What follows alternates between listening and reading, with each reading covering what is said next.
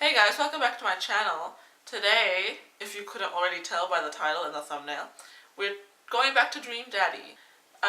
Last time we were at the cookout and we finished talking with Robert and Brian, and today I feel like we're gonna continue the mingling with these dads, continue to chat and hopefully make friends with these other dads in our cul-de-sac. Let's talk to the rest of the guys. We've talked to them already. We'll talk to these fun kids. Oh, look at these beautiful, beautiful men. Matt and Hugo seem to be embroiled in an intense discussion. Craig looks on, smiling politely. I walk over to say hello. Look at these dudes. Look at these dudes. I have the same glasses as they do. Well, I don't think it's fair to try and compare two art movements like that. Trust, it's about art. Periods in art only exist because they're a unique byproduct of the social and political climate of a time and place. And to try to take something like, say, the Rococo period, and compare it to the postmodernism in America, you're completely disregarding the context in which a work of art is created. You're not wrong, but I think there's no harm in comparing one work of art to another. You could definitely say one painting is better than another if you're evaluating technical skill from a purely formalist standpoint. I don't know what this means. If I showed you Matisse and then something by the Dutch masters, which one would you say shows more technical prowess? I am so lost right now. I shoot a worried glance over to Craig, who returns it. We were just frat buddies, man. We didn't learn any of this art stuff, so we have no idea. Well, sure, you could say that the Dutch masters were technically more skilled, but I would argue that the Dutch masters were better painters. Matisse had better paintings overall. I read that wrong, but you know, you get the gist. Haha, well, I have no idea what you guys are talking about. We were just discussing the importance of context when talking about artwork. Listen, all I asked you was if you like Van Gogh or Picasso better. You can't compare the two. I agree with Hugo. Oh. Hugo throws up his hands in frustration. But they represent two completely different art movements. How could I possibly choose between the thick, creamy impasto of post-impressionism and the abstractionist beauty of cubism? Man, that's all way above my head. Me too. All throughout college, we just drank from we just did cake stands and stuff. We didn't study the history of art. It's all good, man. The cool thing about art is that we all perceive it differently. A single piece could have a totally different effect on each person that looks at it, and I think that's awesome. Matt's pretty cool. I like Matt. He's more chill. He's like the chill version of Hugo. Cassius, how are you liking the neighborhood? It's pretty nice. Everybody's been super friendly. Seems like your daughter is fitting in just fine. Matt points across the yard to where Amanda, Daisy, and another young girl are playing. They're all sitting cross-legged in the grass, picking weeds and weaving them into little flower crowns. It's pretty adorable. The girl I don't recognize jogs over to us. Hey. What is it, sweetheart? Oh, hey! Matt's kid. It's a flower crown. I thought you looked cute in it. Hey, yeah. Well, there's only one way to find out. Matt takes the flower crown and places it on top of his head. Hey. Am I cool now? You look so cool, Matt. The girl stares at him, thinking it over. Nope. But you're slightly less uncool than you were before you put it on. Hey. Hey, Cassius. This is my daughter. Hello. I'm Carmencita. That is such a cute name. I love it. Amanda comes over with Daisy in tow. Dad, look, I'm making friends. Yeah. Are you making friends? You better be making friends. I am, Amanda. Look at my two friends. Your teacher and Matt, the coffee guy. Yeah, actually. Amanda, you remember the cool barista from the coffee shop? And my old college friend. And, your teacher, Orcs. Huh? Oh, hi, Mr. Vega. I didn't realize we were neighbors. Ah. Yup. You still gonna get me that overdue term paper? Ugh. Great seeing ya. Bye. Amanda finger guns her way out of the conversation like a champ. She learned the finger guns move from me. I'm very proud. She's definitely a charmer. Speaking of which, Where did my son go? Hugo has a son. Wow, we're meeting all these children today. Hugo looks around the party. He must finally spot him because his eyes go wide. Sweet Manchego. Ernest! Ernest Hemingway Vega, are you smoking? I am not surprised that Hugo named his son Ernest Hemingway Vega.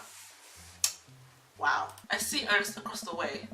He casually takes a long drag of his cigarette and then flicks it into the gutter. Oh. Unbelievable. Excuse me. Hugo marches over to Ernest, and I turn my attention to Matt and Craig. Kids, right? Am I right? Haha, kids. Man, I do not envy Hugo. The last barbecue we had, Ernest tried to shove a sparkler down Joseph's pants. Nearly burned down half the yard. And the barbecue we had before that, he actually burned down half the yard. And then it spread into my lawn and burned down half of my yard too. Nice. Hugo walks back over to us, practically dragging Ernest behind him. Wow, hey Ernest, what up? Hey everybody, sorry about that. Cassius, this is my son Ernest. Hello, Ernest. Ernest looks away, sulking. His hands shoved deep in his pockets. He's like, emo. Hugo nudges him impatiently. Hey, nice to meet you, Ernest. What grade are you in? Does it matter? Oh. Ernest. Okay, I'm in 8th grade. God, are you happy now? I'm sure you're just dying to know. Yeah. Good for you. Can I go now? I'm tired of talking to old dudes who blame my generation for the failing economy. Alright, Ernest. Ouch. Ernest! Oh yeah, because I'm totally embarrassing you, Dad. Ernest puts earbuds in and storms off to stand in the corner. Well, that was certainly something. He seems nice. Hugo puts his head in his hands and sighs. Oh. I'm so sorry. He's having a really rough time. As much as I want to be the cool dad, I have to be the authoritarian dad, and he clearly resents me for it. I mean, I think as a dad and a teacher, that's about as authoritarian as you can get. Honestly, are any of us cool dads?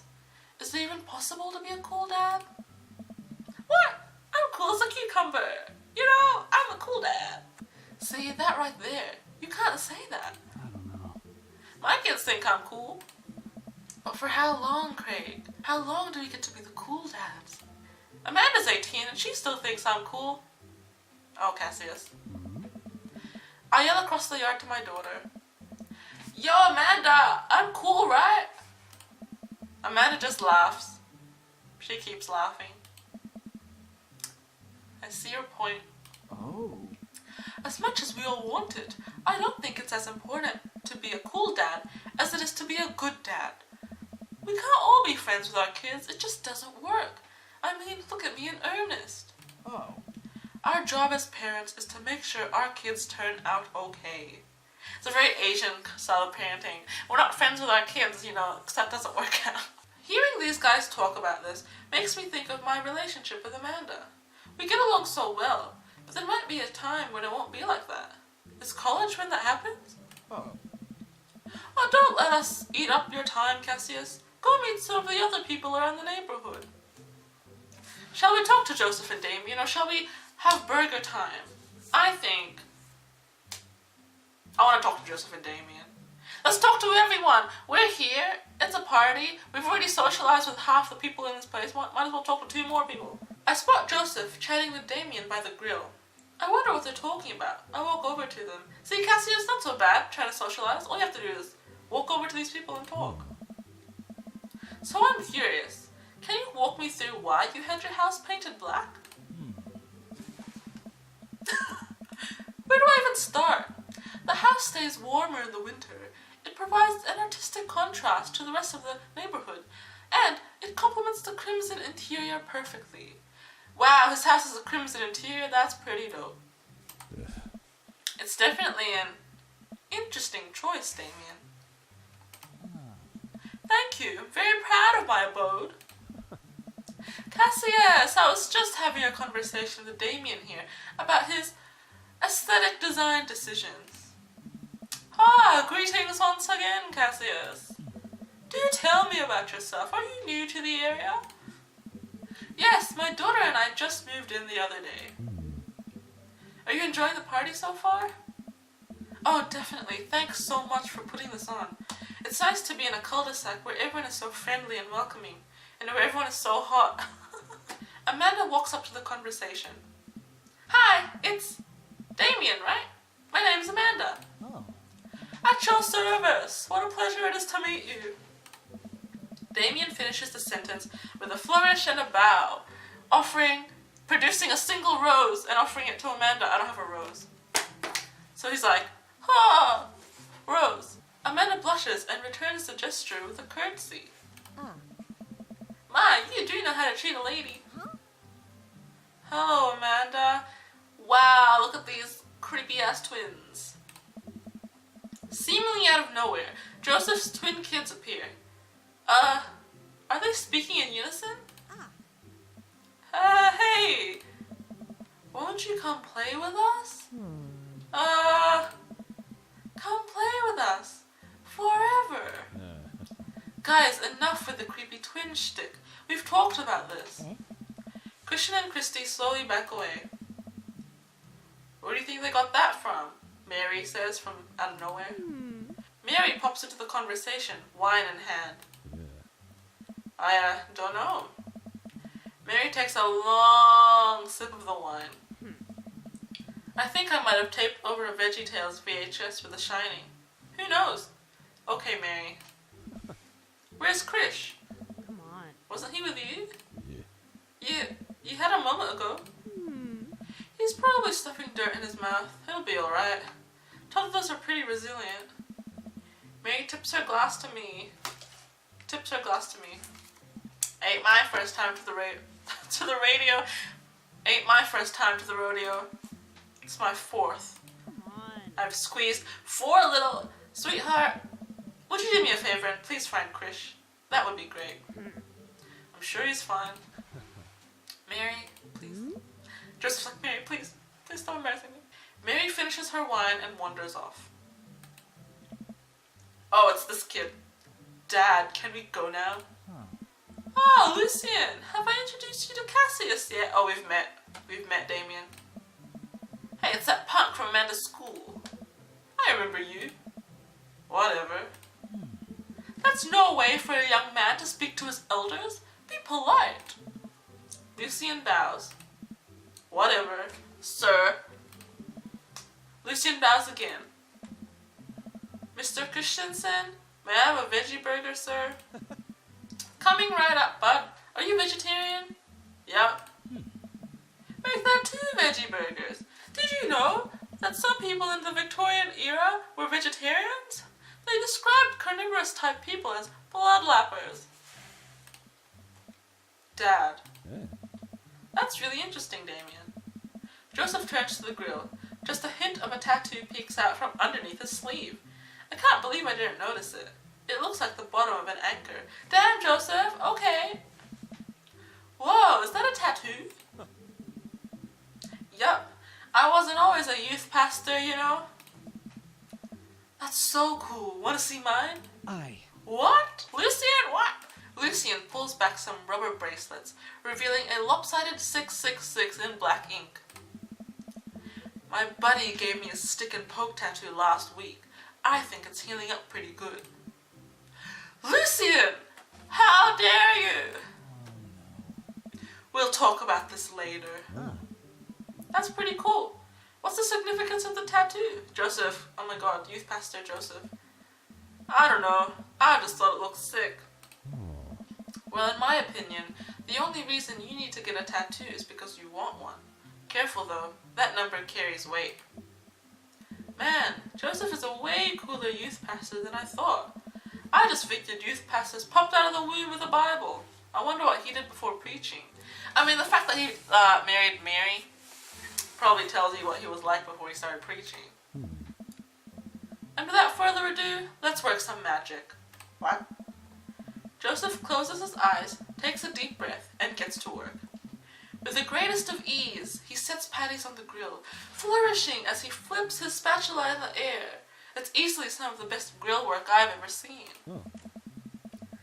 You guys think this is my first time in front of a grill? You're wrong. He's working faster now, effortlessly tossing cheese onto patties and perfectly grilling onions on the side. One after the other, the dads take notice, and they crowd around Joseph to admire his masterful technique. You probably didn't know this, Cassius, but Joseph's known around here for his grillmanship. He's ungrillable. I've tried to get onto his level, but I just can't catch up. Let us keep studying. He has a rare quality about him. Mustard, we keep talking about this. Can't we just appreciate the artist? This needs to stop because I can't do all these voices consecutively and these puns are too much. I've never seen him make a mistake. Okay, we need to stop. This is getting too cheesy. Please stop. All of the children at the party boo the glorious display of puns in unison. Yeah. Alright guys, the food's ready. Please form an orderly barbecue. Amanda groans. We all grab our food and hang out, enjoying perfectly cooked cheeseburgers. Oh. Man, it's so wild how all of us dads live in the same cul-de-sac. What a wild coincidence. It's not like this is a dad dating simulator. Kinda nice, isn't it? It feels like there's a real community here. Totally helps when you're just a single dad trying to raise a kid. Oh. We're happy to have you here, man.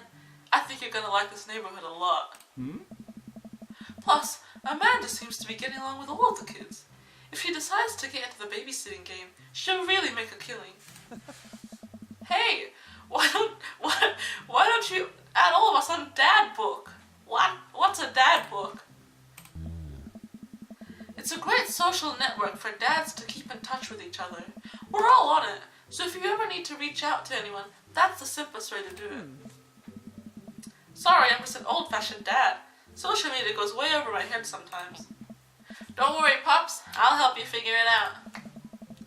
The rest of the barbecue goes smoothly. We all trade stories and drink beer as our kids play on the lawn. Amanda breaks up a fight between Carmencita and those weird twins. I think they wanted her soul.